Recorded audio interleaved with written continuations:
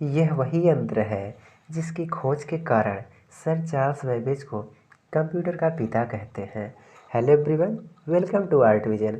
आज हम आप सबको कंप्यूटर की मैराथन क्लास का भाग 2 पढ़ाएंगे, जिसमें सभी प्रश्न बहुत ही इम्पॉर्टेंट हैं और सभी प्रश्नों का बहुत ही विस्तृत रूप से व्याख्या किया गया है। आइए स्टार्ट करते हैं। जिसमें पहला क्वेश्चन है, वह क्या शब्द है जो आमतौर पर वेब पेज पर रेखांकित प्रदर्शित होता है? ऑप्शन ए एक वेब पता, बी एक हाइपरलिंक, सी एक महत्वपूर्ण वर्ड, डी एक सक्रिय शब्द। इसका सही आंसर है एक हाइपरलिंक। एक हाइपरलिंक आमतौर पर वेब पेज पर रेखांकित प्रदर्शित होता है। हाइपरलिंक कैसा होता है? हाइपरलिंक रंगीन होता है। अधिकतर हाइपरलिंक नीले रंग के होते हैं। हाइपरलिंक से संबंधित महत्वपूर्ण तथ्य, जैसे हाइपरलिंक HTML टेक्स्ट का वह भाग है जिसमें किसी अन्य पन्ने या वेब पेज का पता दिया होता है। हाइपरलिंक पर क्लिक करने पर कंप्यूटर हमें उस पेज या वेब पेज पर ले जाता है। जैसा कि यह एक हाइपरलिंक बनाई गई है, जब हम इस हाइपरलिंक पर क्लिक करते हैं तो ब्राउज़र हमारे पेज को ओपन करके हमें दिखाता है। नेक्स्ट क्वेश्चन है, विषम क्या है? Option A SMTP, B POP, C FTP, D IMAP। इसका सही आंसर है FTP। FTP क्या होता है? इसका पूरा नाम फाइल ट्रांसफ़र प्रोटोकॉल होता है। जैसा कि नाम से स्पष्ट होता है, यह एक प्रकार का फाइल ट्रांसफ़र प्रोटोकॉल होता है। बाकी अन्य तीनों फाइल ट्रांसफ़र प्रोटोकॉल नहीं होते हैं, इसलिए यह अन्य तीनों से भिन्न है। नेक्स्ट क्वेश्चन है, URL का पूरा नाम क्या है? Option A uniform resource locator, B unique resource locator, C uniform register locator, D कोई भी नहीं। इसका सही आंसर है यूनिफॉर्म रिसोर्स लोकेटर। यू से यूनिफॉर्म होता है, आर से रिसोर्स और एल से लोकेटर होता है। URL से संबंधित महत्वपूर्ण तथ्य, जैसे URL किसी वेबसाइट या वेब पेज का एक यूनिक एड्रेस होता है, जिसका उपयोग करके हम सीधे उस वेबसाइट या वेब पेज पर पहुंच सकते हैं। URL को वेब एड्रेस भी कहते हैं। URL का निर्माण सर्वप्रथम टिम बर्नर्स-ली ने सन 1942 ईस्वी में किया था। नेक्स्ट क्वेश्चन है, कंप्यूटर का जनक कहा जाता है? Option A Ram Tomlinson, B Mark Zuckerberg, C Charles Babbage, D Tim Berners-Lee. इसका सही आंसर है sir Charles Babbage. Charles Babbage को कंप्यूटर का पिता कहते हैं। यह रही उनकी प्रोफाइल फ़ोटो, जैसा कि ये फिगर में दिखाया गया है, यही है sir Charles Babbage. Charles Babbage को कंप्यूटर का पिता क्यों कहते हैं? आइए आगे बढ़ते हैं। सर चार्ल्स बेबेज ने 1818 ईस्वी में एक डिफेंस इंजन बनाना प्रारंभ किया था और यह डिफेंस इंजन 1822 ईस्वी में बन के तैयार हो गया था। यह है एक डिफेंस इंजन जो सर चार्ल्स बेबेज ने 1818 ईस्वी में बनाना प्रारंभ किया था और इस डिफेंस इंजन को 1822 ईस्वी में बनाकर तैयार कर दिया था। यह डिफेंस इंजन का कार्य क्या होता है? यह डिफेंस इंजन सभी प्रकार की डाटा का गणना करता है और इसी खोज के कारण इन्हें कंप्यूटर का पिता कहते हैं, क्योंकि विश्व में पहली बार किसी भी डाटा का गणना करने वाला इंजन सर चार्ल्स बेबेज ने ही बनाया था, इसलिए इन्हें कंप्यूटर का पिता कहते हैं। तभी से सर चार्ल्स बेबेज के बारे में कुछ जानते हैं। जैसे सर चार्ल्स बेबेज का जन्म 26 दिसंबर 1791 ईस्वी में इंग्लैंड के लंदन शहर में हुआ था एवं इनकी मृत्यु 18 अक्टूबर 1871 को हो गई थी और इनके पिता एक बेकरी का कार्य करते थे। Next question, artificial intelligence computer को मनुष्य की बुद्धि की तरह बुद्धिमान बनाने की एक तकनीकी है। यह सत्य है। यह सत्य है कि आर्टिफिशियल इंटेलिजेंस कंप्यूटर को मनुष्य की बुद्धि की तरह बुद्धिमान बनाने की एक तकनीकी है। नेक्स्ट क्वेश्चन है, टेक्स्ट एडिटर किसी टेक्स्ट फाइल को क्रिएट, मॉडिफाई एवं स्टोर करने के लिए प्रयोग किया जाता है। यह सत्य है। यह सत्य है कि टेक्स्ट एडिटर किसी टेक्स्ट फाइल को क्रिएट या मॉडिफाई एवं स्टोर करने के लिए प्रयोग किया जाता है। सत्य और असत्य या ट्रू फॉल्स के क्वेश्चन अधिकतर ट्रिपल सी में पूछे जाते हैं। नेक्स्ट क्वेश्चन, केल प्रोग्राम में इम्प्रेस होता है। यह सत्य है। यह सत्य है कि केल प्रोग्राम में इम्प्रेस होता है। नेक्स्ट क्वेश्चन, केल पिवोट टेबल का समर्थन करता है। यह भी सत्य है कि केल पिवोट टेबल का समर्थन करता है। नेक्स्ट क्वेश्चन, आरटीजीएस का रखरखाव कौन करता है? बहुत ही इम्पॉर्टेंट क्वेश्चन है, कई बार एग्जाम में यह पूछा गया है। जैसे option A SBI, B RBI, C NPCI, D कोई भी नहीं। इसका सही आंसर है आरबीआई। आरबीआई जो होती है आरटीजीएस का रखरखाव करती है। आरटीजीएस क्या होता है, आइए जानते हैं। आरटीजीएस का पूरा नाम रियल टाइम ग्रॉस सेटलमेंट होता है।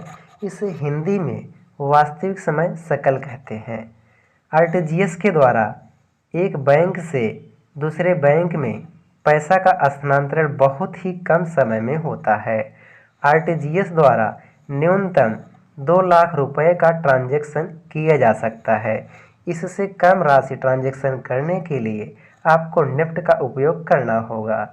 नेफ्ट क्या होता है, आइए देखते हैं। नेफ्ट का पूरा नाम नेशनल इलेक्ट्रॉनिक फंड ट्रांसफ़र होता है। नेफ्ट की शुरुआत 2004 से हुई है। नेफ्ट में पैसे ट्रांसफ़र करने के लिए कुछ शर्तें होती हैं। जैसे नेफ्ट से 10,000 रुपये ट्रांसफ़र करने पर 2.5 रुपये का चार्ज लगता है और 10,000 रुपये से 1 लाख रुपये तक पैसे ट्रांसफ़र करने में 5 रुपये का चार्ज लगता है और 1 लाख से 2 लाख तक ट्रांसफ़र करने में 15 रुपये का चार्ज लगता है और 2 लाख से अधिक ट्रांसफ़र करने में 25 रुपये का चार्ज लगता है।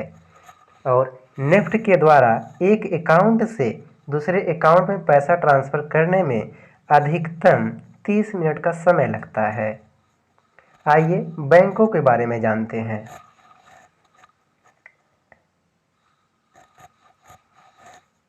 पहला है एसबीआई। एसबीआई का पूरा नाम क्या होता है? स्टेट बैंक ऑफ इंडिया है। इसका पुराना नाम एम्पोरियल बैंक था, जिसे 30 अप्रैल 1955 को एसबीआई कर दिया गया। यह है एसबीआई का लोगो। एसबीआई की स्थापना 1 जुलाई 1955 को हुई थी। एसबीआई का मुख्यालय मुंबई में है। एसबीआई के वर्तमान अध्यक्ष अरुंधति भट्टाचार्य जी हैं। एसबीआई बैंक भारत की सबसे बड़ी व पुरानी बैंक है। नेक्स्ट बैंक है आरबीआई।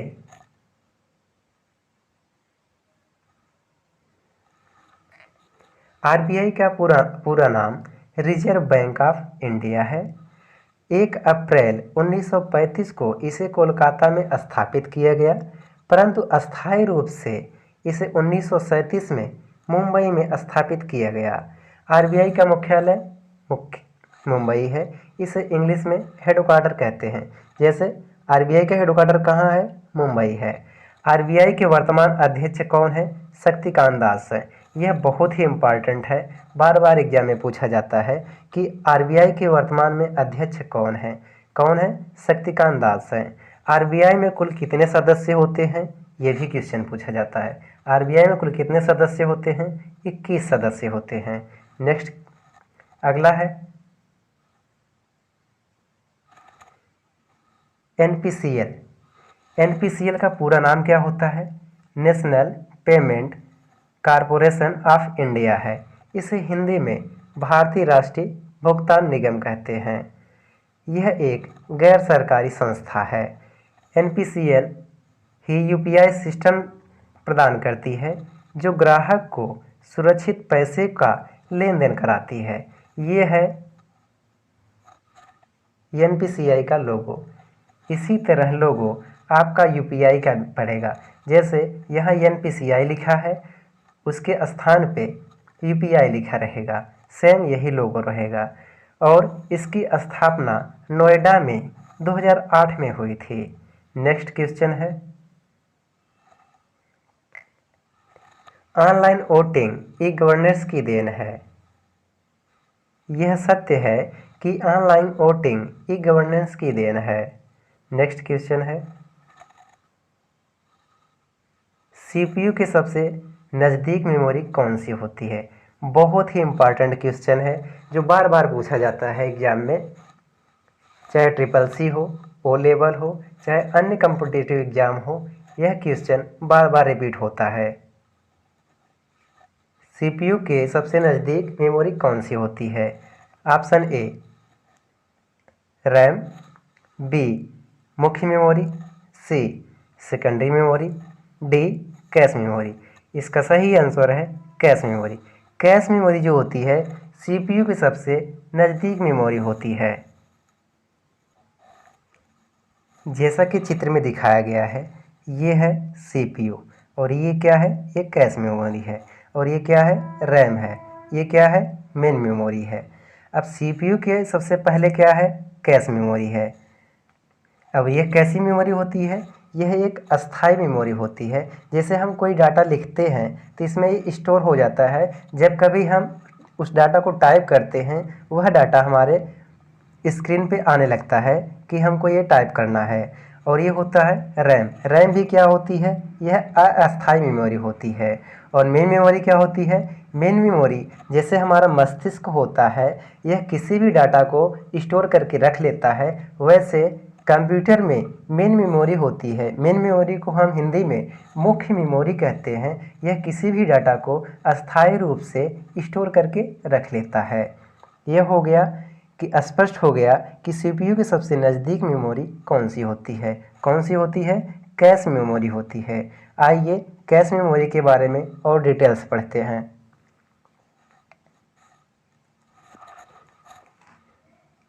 CPU किसी भी डाटा को प्रोसेस करने का कार्य करता है। CPU को प्रोसेसर भी कहा जाता है। इसे कंप्यूटर का मस्तिष्क भी कहते हैं और इसे कंप्यूटर का हार्ट भी कह देते हैं। कंप्यूटर के मुख्य कितने भाग होते हैं? कंप्यूटर के मुख्य 3 भाग होते हैं। पहला मेमोरी, दूसरा सेंट्रल यूनिट, इसे CPU कहते हैं, और तीसरा होता है ALU। इसका पूरा नाम अर्थमेटिक लॉजिकल यूनिट होता है। इसमें मेमोरी का कार्य क्या होता है? किसी भी डाटा को यह स्टोर करके रखता है। CPU का कार्य क्या होता है? यह है किसी भी डाटा की स्पेलिंग को मेंटेनेंस करता है। और ALU क्या करता है? ALU किसी भी भाषा को चेंज करके कंप्यूटर लैंग्वेज में परिवर्तित करता है। और CPU के अंदर जितनी कोर होगी उतनी सभी कोर के लिए एक अलग अलग कैश मेमोरी होती है। इसका कहने का यह तात्पर्य है कि CPU के अंदर जितनी भी कोरें होंगी उतनी अलग अलग कैश मेमोरी भी होंगी, जैसा कि चित्र में आगे दिखाया गया है। ये है CPU। इस CPU की जितनी कोरें हैं, इस CPU की जितनी कोरें हैं, सभी कोरों की एक अलग अलग कैश मेमोरी लगी हुई है। इन सभी की क्या लगी हुई है? एक कैश मेमोरी लगी हुई है। यह स्पष्ट हो गया कि CPU के सबसे करीब क्या होता है? कैश मेमोरी होती है। आशा करता हूँ कि यह आप सभी को यह डाउट से क्लियर हो गया। नेक्स्ट क्वेश्चन है, anti phishing virus phishing attack से हमारी रक्षा करता है। यह सत्य है। यह सत्य है कि anti phishing virus phishing attack से हमारी रक्षा करता है।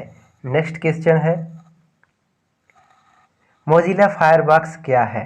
Option A search engine, B web browser, C system software, D कोई नहीं।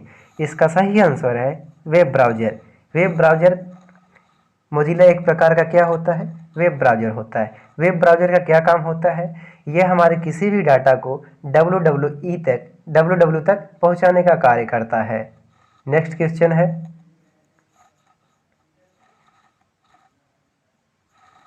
कंप्यूटर की गति को वाट में मापते हैं। यह असत्य है।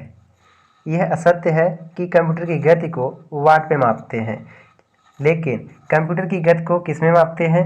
गीगा हर्ट्ज में मापते हैं। किस में मापते हैं? गीगा हर्ट्ज में मापते हैं।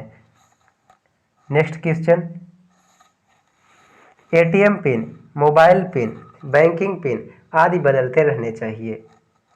यह सत्य है। यह सत्य है कि हमें अपने एटीएम पिन को एवं मोबाइल बैंकिंग पिन को हमेशा बदलते रहना चाहिए।